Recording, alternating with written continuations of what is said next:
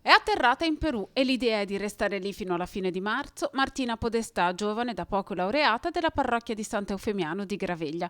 Aiuterà per qualche tempo Giulia e Danilo Roccati, gli sposi, genitori di 3 maschietti che sono partiti per avviare una scuola di falegnameria sostenuti dai volontari dell'operazione Mato Grosso. I genitori di Giulia sono da poco tornati dal Perù. Intanto hanno aperto questa scuola che era stata chiusa per un periodo.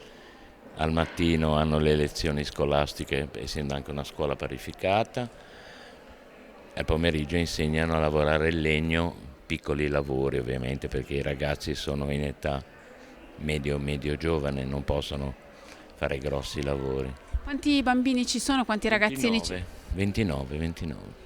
È un bel posto, molti spazi aperti, nessun bambino che gioca col cellulare. È un paese, quindi ti incontri per strada, ti salutano, però loro sono molto soddisfatti perché la scuola funziona bene, hanno un bel gruppo, anche gli insegnanti, gli assistenti, li ho visti molto uniti, quindi insomma penso che io spero che tornino fra 2 anni, ma non è detto perché Anche perché la abbiamo scuola, messo in conto che se o la scuola trovano dura qualcuno 5 che li anni, sostituisce o non credo che lasceranno sti ragazzini da soli, ecco. Per salutare Martina, gli amici del Movimento dei Focolari, dell'Operazione Mato Grosso, della Parrocchia di Graveglia e della Pastorale Giovanile Diocesana si sono ritrovati nella chiesa della Prioria per la celebrazione della messa presieduta dal parroco Don Enrico Dondero.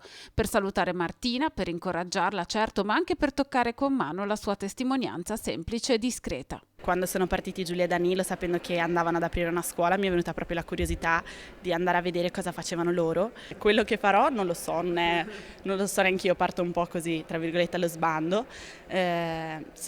Vado, loro mi hanno detto che potrò andare a aiutare i poveri, che potrò aiutarli nell'oratorio, di fare veramente quello che mi sento io e ogni cosa che mi viene in mente posso proporla e tutto può essere un aiuto.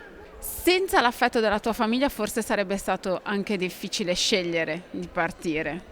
Sì, mi hanno sostenuto veramente tanto e soprattutto in queste ultime settimane che magari ero un po' più emozionata, sono stati fondamentali soprattutto gli abbracci della mamma che mi hanno aiutato veramente tanto.